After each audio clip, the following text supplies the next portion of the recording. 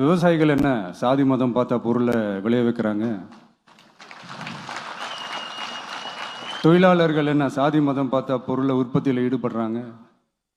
இவ்வளோ ஏன் இயற்கை அம்சங்களான வெயில் மழையில் சாதி இருக்கா, மதம் இருக்கா? எப்படி இந்த போதை பொருட்களை எப்படி நம்ம அறவே ஒதுக்கி வைக்கிறோமோ அதே மாதிரி இந்த சாதி மதத்தையும் ரொம்ப ஸ்ட்ரிக்டாக தூரமாக எவ்வளோக்கு எவ்வளோ தூரமாக அதை ஒதுக்கி வைக்கிறீங்களோ அவ்வளோக்கு அவ்வளோ அதை தூரமாக ஒதுக்கி வச்சிருங்க. அதுதான் எல்லாருக்குமே நல்லது. ஏன்னா இப்போ ரீசெண்ட் டைமில் பார்த்தீங்கன்னா தந்தை பெரியார் அவர்களுக்கே சாதி சாயம் பூச ட்ரை பண்ணுறாங்க. ஒன்றிய சிவில் சர்வீஸ் எக்ஸாமில் கூட சாதி சாயம் பூசுகிற மாதிரி ஒரு கேள்வி ஒன்று கேட்டு வச்சிருக்கிறாங்க. இதையெல்லாம் வன்மையாக கண்டிக்கிறோம்.